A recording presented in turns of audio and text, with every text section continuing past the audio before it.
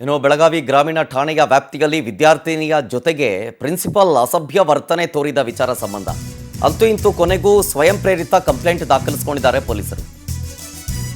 POCSO case ಅಂಡರಲ್ಲಿ ಬರುತ್ತಿದ್ದು, ಹಾಗಾಗಿ POCSO ಕೇಸನ್ನು ದಾಖಲು ಮಾಡಿಕೊಂಡಿದ್ದಾರೆ. ಪ್ರೌಢಶಾಲೆಯ ಪ್ರಾಂಶುಪಾಲನ ವಿರುದ್ಧ ಕಂಪ್ಲೇಂಟ್ ದಾಖಲಾಗಿದೆ. ಈಗ ಪ್ರಾಂಶುಪಾಲನ ಹೆಸರು ಕಲ್ಲಪ್ಪ ಬೆಳಗಾಂಕರ್ ಅಂತ. ಈತನ ವಿರುದ್ಧ ಪ್ರಕರಣ ದಾಖಲಾಗಿದೆ.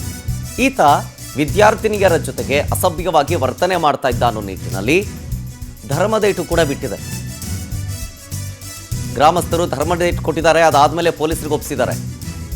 ಈತ ವಿದ್ಯಾರ್ಥಿನಿಗೆ ಅಶ್ಲೀಲ ಮೆಸೇಜನ್ನೆಲ್ಲ ಮಾಡ್ತಾ ಇದ್ದಂತೆ ಈ ಕಾಮುಕ ಶಿಕ್ಷಕ. ಆದರೆ ಮೊದಲಿಗೆ ಕಂಪ್ಲೇಂಟ್ ಅಥವಾ ದೂರು ಬಂದಂಥ ಸಂದರ್ಭದಲ್ಲಿ ಪೊಲೀಸರು ಕಂಪ್ಲೇಂಟ್ ಕೂಡ ದಾಖಲಿಸೋದಕ್ಕೆ ಹಿಂದೆ ಮುಂದೆ ನೋಡ್ತಾರಂತೆ. ಯಾರೋ ಪ್ರಭಾವಿ ಕಡೆಯವರು ಅನ್ನುವಂಥ ಆರೋಪವನ್ನು ಅಲ್ಲಿನ ಒಬ್ಬರು ಮುಖಂಡರು ಹೇಳ್ತಾ ಇದ್ರು, ಊರಿನ ಮುಖಂಡರು ಹೇಳ್ತಾ ಇದ್ರು. ಪ್ರಭಾವಿ ಇದ್ದಾರೆ, ಅವ್ರ ಹಿಂದ್ಗಡೆ ರಾಜಕೀಯ ಗಣ್ಯರಿದ್ದಾರೆ, ಅದಕ್ಕೆ ಕಂಪ್ಲೇಂಟ್ ದಾಖಲಿಸ್ಕೊಂಡಿಲ್ಲ ಅಂಥೇಳಿ ಆಕ್ರೋಶವನ್ನು ಹೊರಹಾಕಿದ್ರು. ಕಡೆಗೂ ಅದು ಈಗ ಸ್ವಯಂ ಪ್ರೇರಿತ ದೂರು ದಾಖಲು ಆಗುವ ಮಟ್ಟಕ್ಕೆ ಹೋಗಿದೆ. ಪೋಕ್ಸೋ ಕೇಸ್ ದಾಖಲು ಮಾಡ್ಕೊಂಡಿದ್ದಾರೆ.